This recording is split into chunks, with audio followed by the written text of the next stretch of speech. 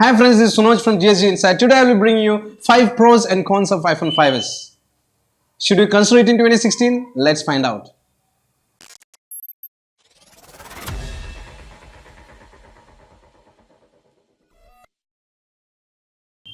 Let's begin with the pros. Let's start with the design of the device. It looks beautiful. It's one of those beautifully crafted iPhones ever.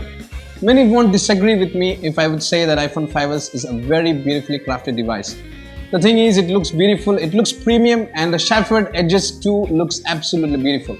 And the thing is, if any layman looking at it would say that it's a very beautiful device. One thing I truly love about the device is the premium look of it.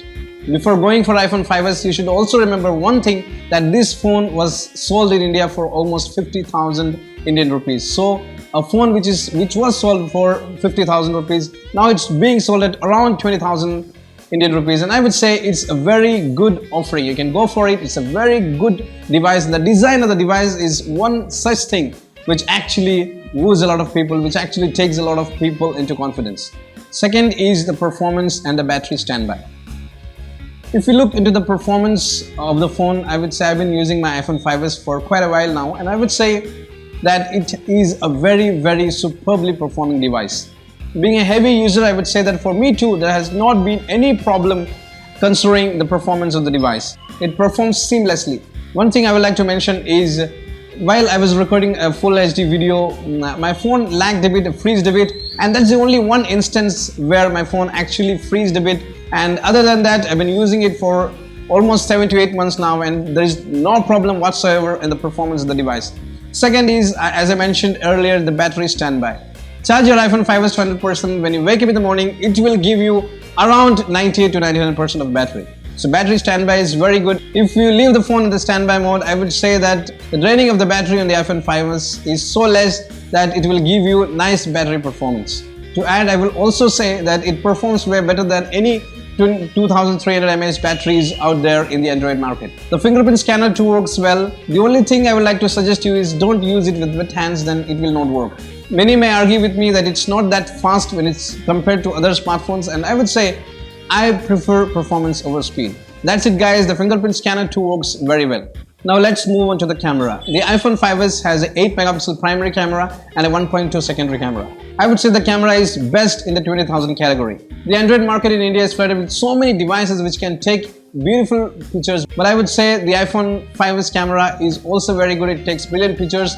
You can also shoot slow motion videos, and it's a very good performing camera. In low lighting conditions as well, the True Tone flash does a good thing to actually lighten things up, and it actually gives you very brilliant pictures. So if you're a person looking for a very good camera in a 20,000 budget, I would say iPhone 5s should be your first bet.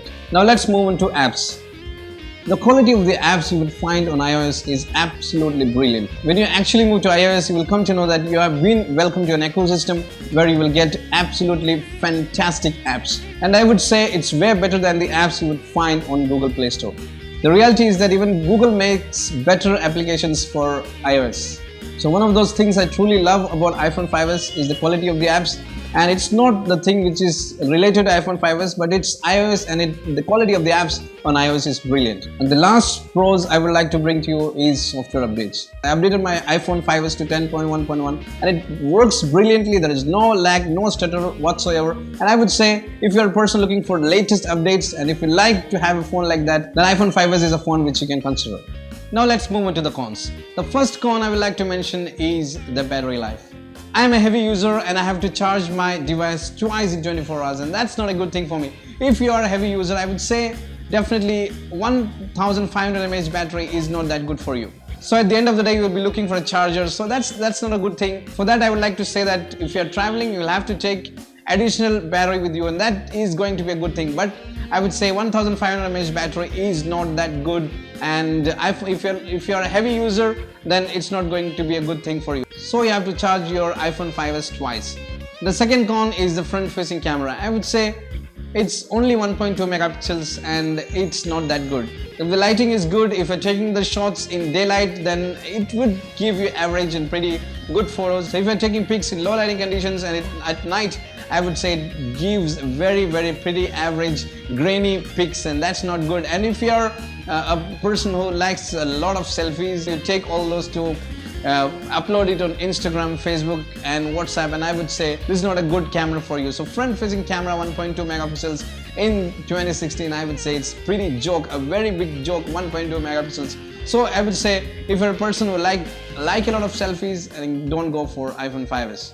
Third is operating system limitations or OS limitations. Now if you're an Android user and coming from Android platform and you want to go directly to iPhone 5s to experience iOS, so to get better performance out of your iOS, I would say you have to learn to live with it. I have learned to live with it. I think you have to do that. If you're not doing it, definitely you will feel cramped when you actually get into iPhone 5s to experience iOS. The fourth con, and one of those things which I truly hate about iPhone 5s, is the overheating issue, and it's truly annoying for me. I have never used my iPhone 5s without a case. It heats so badly that using it without a case, it becomes impossible.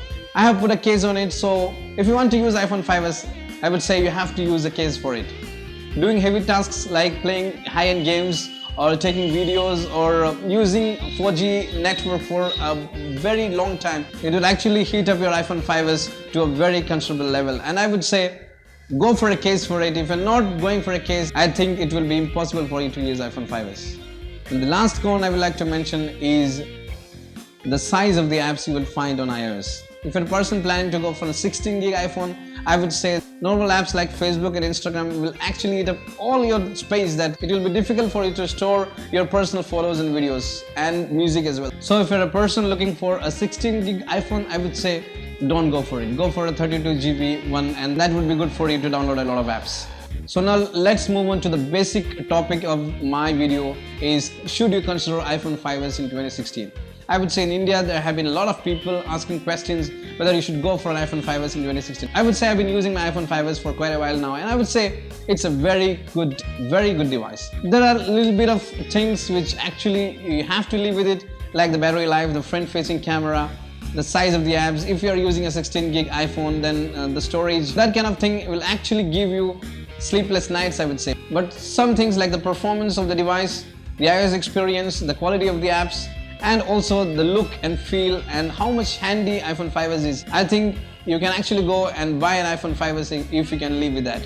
All the cons which I have mentioned are the things which actually I have learned to live with. So I would say that for me, iPhone 5s is a very fantastic device, and I'm not having any problem using my iPhone 5s. So if you're a person who can live with all the cons I have mentioned, definitely you can go for iPhone 5s. If you're a person who cannot adjust with some of the cons I've mentioned, I would say don't go for iPhone 5s, and it will not give you a very good smartphone experience. So that's it guys. If you like the video, click on the like button, subscribe to our channel for latest tech news and latest tech videos. Thanks a lot for watching guys. Have a nice day.